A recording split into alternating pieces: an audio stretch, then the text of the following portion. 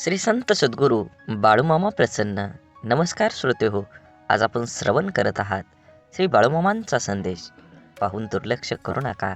हा संदेश जर तुम्ही शेवटपर्यंत बघितला तर नक्कीच तुमच्यावर आणि तुमच्या कुटुंबावर बाळूमामांची कृपादृष्टी अखंड राहील आणि तुमची सर्व दुःख यातना या वाऱ्यासारख्या दूर होऊन तुमच्या जीवनात आनंदमय वातावरण तयार होईल. म्हणून असेच बाळूमामांचे संदेश आपल्यापर्यंत पोहोचण्यासाठी आपण पहिल्यांदा व्हिडिओला लाईक करा. चॅनलवर नवीन असाल तर चॅनलला सबस्क्राईब करून शेजारील बेल आयकॉन नक्की प्रेस करा, जेणेकरून येणारे असेच बाळूमामांचे संदेश आपल्याला सर्वात अगोदर भेटतील. बाळूमामा म्हणतात, आपण आपल्या सोबत घेऊन फिरतो ते आपलं अस्तित्व असतं आणि जे आपल्या माघारी चर्चिलं जातं ते आपलं व्यक्तिमत्व असतं. आणि व्यक्तिमत्व जर स्वच्छ असेल तर आपल्या अस्तित्वाला सुद्धा नेहमीच चौकांचा सलामच असतो. आयुष्याचा समतोल हा त्यालाच राखता येतो ज्याने आयुष्य तडजोड नाही कसरतीच्या जीवावर उभं केलं असतं. कथा सांगता येत असतात पण व्यथांना शब्द नसतात, त्या भोगाव्याच लागतात. आपुलकीचे 4 शब्द मनापासून बोलत आलं की आयुष्यात हितचिंतकाची कमतरता कधीच भासत नाही.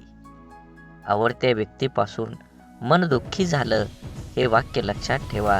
दुःख महत्त्वाचे असेल तर त्या व्यक्तीला विसरा आणि व्यक्ती महत्त्वाचे असेल तर दुःख विसरा. नियमितपणा हा दुसऱ्याच्या वेळेला किंमत देण्यातून जन्माला येतो. व्यक्तिमत्वाला आणि स्वभावाला न शोभणाऱ्या भूमिका नाईलाजास्तव साकारायला भाग पाडणारं अनियंत्रित चित्रपट म्हणजे आयुष्यच असतं. लक्षात घ्या, मनापासून केलेल्या हितगुंज मनातील सुखांचा बराचसाच भार हलका करून जातं. म्हणून जीवन जगत असताना नेहमी रोज सकाळी प्रथम परमेश्वराचा आभार माना, सायंकाळी दिवस चांगला गेल्याबद्दल आभार माना, जेवताना त्याचे आभार माना, झोपताना त्याचं आभार माना. प्रत्येक गोष्टीसाठी कृतज्ञ राहा. प्रार्थना ही ईश्वराबरोबर संवाद साधण्याची, संपर्क करण्यासाठी आहे. आयुष्य हे एकदाच मिळतं, त्यामुळे दुसऱ्यांच्या चुका शोधून तिसऱ्याला सांगण्यात आपलं आयुष्य व्यर्थ वाया घालवू नका. त्याऐवजी आपल्यातील गुणदोष ओळखून ते सुधारण्यात आपला वेळ खर्च करा. आपण स्वतःच्या मनाची स्वच्छता करू शकलो साफ मनाने इतरांबद्दल विचार करून, जेणेकरून त्यांच्यामधील गुणांचा आपल्यात अंतर्भावात करता येईल. सागराप्रमाणे दुःख असूनही मोत्यासारख्या सुखासाठी होणारी वाटचाल म्हणजेच आपलं आयुष्य असतं. तुम्ही लक्षात घ्या, विचार करण्यात वेळ घालवण्यापेक्षा प्रयत्न करण्यात दिवस घालवा. कारण विचारांना माणूस खचतो आणि प्रयत्नानं प्रगती मार्गावर पोचतो. आपल्या एखाद्याच्या मागं पुढं करतो ते फक्त नातं टिकवण्यासाठी आणि समोरच्या त्याचा चांगलाच वापर करून घेतो स्वतःचा अहंकार वाढवण्यासाठी. एखाद्या व्यक्तीच्या हृदयात स्थान मिळवण्यासाठी फक्त विचार छान असून चालत नाही, तर ते विचार कृतीत उतरवण्यासाठी तत्पर राहावं लागतं. जगण्यातील वेदना कमी करण्यासाठी असतील तर 3 गोष्टी शिकल्या पाहिजेत. काहीही आपलं नाही, काहीही आपलं नव्हतं आणि कधीही काहीही आपलं राहणार नाही. अश्रूंशी संघर्ष केल्यानंतर चेहऱ्यावर उमटलेल्या इतक्या सुंदर काहीच नाही. आवड ही माणसाची कधीच बदलत नसते. मग ते तरुण पण असो नाहीतर म्हातारपण असो, बदलण्यासाठी भाग पाडते ती परिस्थितीच असते. आपण नेहमी लक्षात घेतलं पाहिजे, जीवन हे खूप सुंदर आहे, कारण आयुष्य हे एकदाच मिळतं. त्यामुळे दुसऱ्यांच्या चुका शोधून तिसऱ्याला सांगण्यात वेळ वायपट घालवू नका. जीवनाचा आनंद घ्या. काटा जरी काट्यासारखा वागला तरी फुलानं आपलं फुलणं सोडायचं नसतं. जीवनाचं रस्तं खडतर असलं तरी रस्ता बदलून का होईना, परंतु चालणं सोडायचं नसतं. एखाद्या अडचणीत माणूस कामाला आला नाही म्हणून एखाद्याला जोडलेलं नातं लगेच तोडायचं नसतं. हीच खरी मैत्री आणि हीच खरं नाती असतात. जोडलेल्याला जपायला जमलं त्याला जगणं जमलंच जमलं. हरवलेल्या वस्तूही सापडू शकतात, पण एकच गोष्ट अशी आहे की जी एकदा हातातून निसटली की कोणत्याही उपायानं पुन्हा मिळू शकत नाही. ती असते आपलं आयुष्य. म्हणूनच मनसोक्त जगा, दुरावा कोणतंच नातं संपवत नाही आणि जवळीक कोणतेही नातं घट्ट करत नाही, तर नात्याची घेतलेली काळजी आणि केलेला सन्मान त्यामुळेच नातं अधिक मजबूत होतं आणि टिकतं देखील. त्यामुळं नात्याची काळजी घेत राहा. तुमचा आजचा दिवस निरोगी आणि यशस्वी जावो हीच बाळूमामांच्या चरणी आमची प्रार्थना. वाट सर्वांना माहीत असते, पण देह गाठण्याची जिद्द फार कमी जणात असते. रागात बोललेला एक शब्द एवढा विषारी असतो की प्रेमात बोललेल्या हजारो गोष्टींना एका क्षणात संपवून टाकतो. वादळ निसर्गाचं असो किंवा मनाचं, ते धडकल्याशिवाय राहणार नाही. मनातील कडवटपणाला क्वारंटाईन करून पहा. बरीच नाती व्हेंटिलेटरवर जाण्यासाठी वाचतीलच. शांततेच्या काळात जास्त घाम गाळला तर युद्धाच्या काळात कमी रक्त सांडावं लागतं. जी लोक दुसऱ्यांचं मन दुखवू नये म्हणून नेहमी काळजी घेतात, सतत त्यांचंच मन दुसरी दुखवत असतात. आयुष्यात सर्व काही ठरलेलं असतं, विधिलिखित मांडलेलं असतं. सूर्याच्या कक्षेबाहेर पृथ्वीलाही जाता येत नाही. भल्यासाठीच होतं सारं, कळत असूनही कुणाला लगेच पटत नाही. हे जीवन एक गुपित आहे, इथं सर्व काही लपवावं लागतं. मनात कितीही दुःख असलं तरी जगासमोर नक्कीच हसावं लागतं. म्हणून जीवन जगत असताना तुम्ही नुसतं नाम घ्या, बाकीचं सर्व माझा देव करून घे. वेळ प्रसंग येईल तसं वागणे उचित आहे आणि त्याबद्दल मनावर परिणाम होऊ देऊ नये. परमात्म्याच्या चिंतनात मन गुंतले असताना अवांतर गोष्टींचा परिणाम त्यावर होत नाही. जेवढं झेपल तेवढंच करावं, अभ्यास करावा, पण काळजी न करता सर्वस्वी भार भगवंतावर ठेवून निवांत असावे. आपल्या मनाचं स्वस्थ बिघडू न देता आनंदात राहावं. वृत्ती आवरून आवरतच नाही, ती परमात्म्याकडे लावलीच म्हणजे आवरते. राम इच्छेने सर्व चालतं असं लक्षात ठेवावं. संकट आनंद दोन्ही भगवंताला सांगावीत.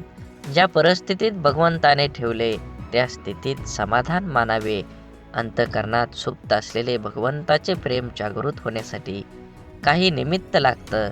तीर्थयात्रा आणि साधू संतांची भेट हेच ते निमित्त होय.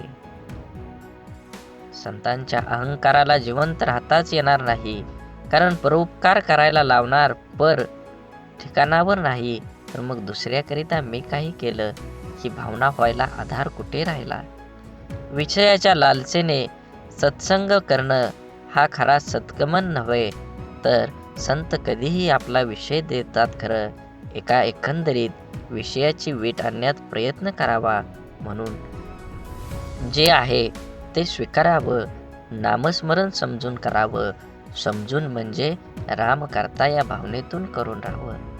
म्हणून नक्कीच तुम्ही तुमच्या जीवनात यशस्वी होण्यासाठी आनंदानं जीवन जगलं पाहिजे, समाधानाने जीवन जगलं पाहिजे. तुमच्या रागावर, मनावर, इच्छांवर तुम्ही थोडं तरी बंधन घातलं पाहिजे. कारण ह्या कलियुगात तुम्हाला जर जिंकायचं असेल तर तुम्हाला संयम बाळगला पाहिजे आणि ज्याच्याकडं संयम तोच ह्या कलियुगात यशस्वी होणार आहे. भक्ती म्हणजे नेमकं काय?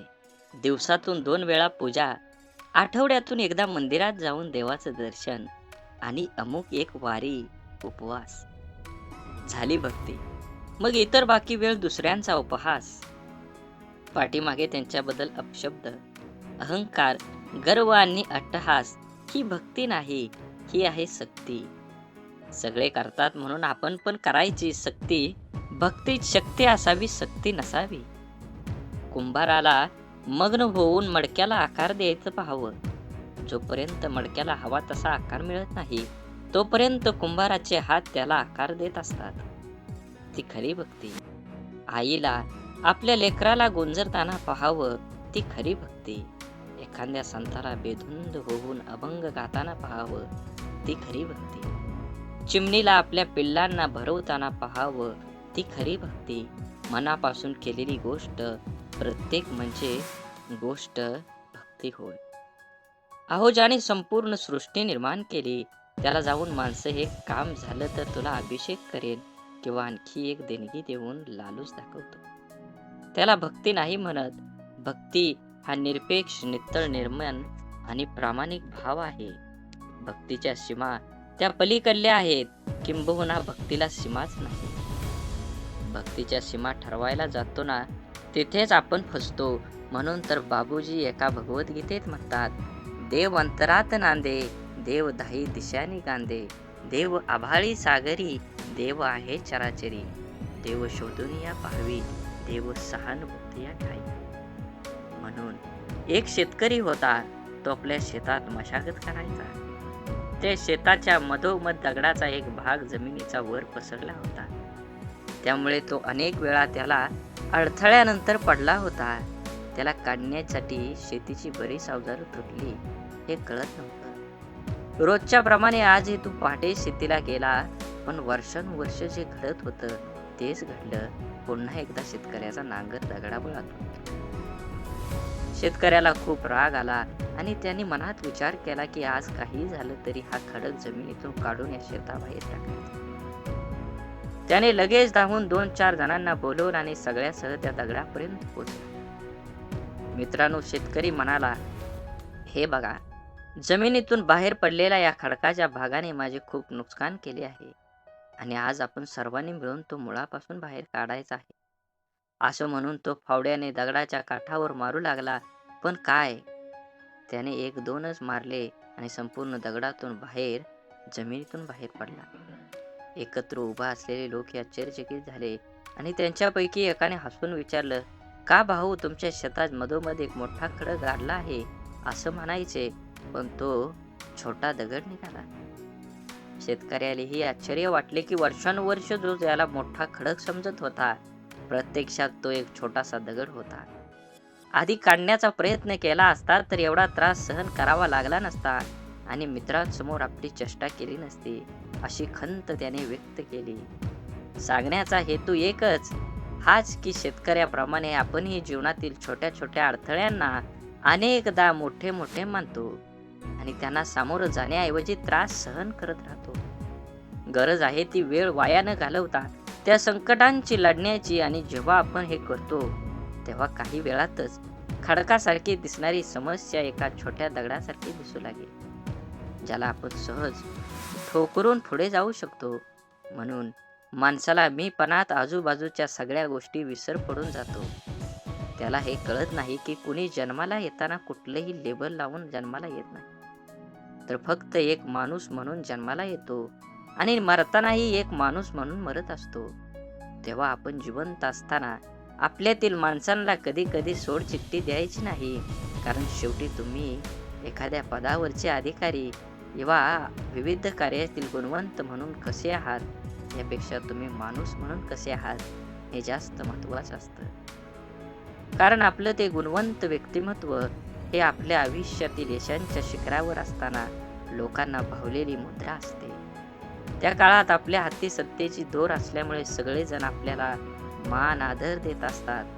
आपल्याला प्रत्येक गोष्टीला अतिशय युक्तीने दाद दिली जाते. अगदी आपली माकड चाळे सुद्धा लोकांना हनुमंतांच्या सूर्यबिंब गिळगीपर्यंत गेलेल्या जिभेपेक्षा महान वाटत असते. परंतु इतिहासाचे धडे खोकून खोकून सुद्धा आपल्या हे लक्षात येत नाही की सगळा मामला भाटगिरी, हुजेगिरी, चमकेगिरी असते. जसं जगन्नाथाच्या रथाखालून जाणाऱ्या कुत्र्याला सारे लोक मला नमस्कार करतात असं वाटतं, पण रथ डोक्यावर बाजूला होताच पाठीवर काठी बसते आणि सत्तेची जाणीव होते. तसंच आपलं होत असतं. तेव्हा या ठराविक कालमर्यादेत मर्यादा असणाऱ्या तथाकथित मोठेपणांच्या ओळखीची हाव धरण्यापेक्षा शेवटच्या श्वासापर्यंत साथ देणाऱ्या आपल्या प्रामाणिक माणसाला अंतर कधी द्यायचा नसतो. म्हणून जीवन जगत असताना जीवनाचा आनंद घ्या, किंबहुना तुम्ही तुमच्या जीवनाचा प्रत्येक क्षणाचा आनंद घेतलाच पाहिजे. जीवन खूप सुंदर आहे, जीवनाला एक वळण दिलं पाहिजे. बोला बोला, बाळूमामांच्या नावानं चांग भलं, झाडे लावा, झाडे जगवा, माती वाचवा, पाणी वाचवा, सेव्ह अर्थ. आणि मनात मामांबद्दल आणि देवाबद्दल भाव असेल तर नक्कीच चॅनलला सबस्क्राईब करून व्हिडिओला लाईक करा आणि कमेंटमध्ये बाळूमामा प्रसन्न लिहायला विसरू नका. धन्यवाद.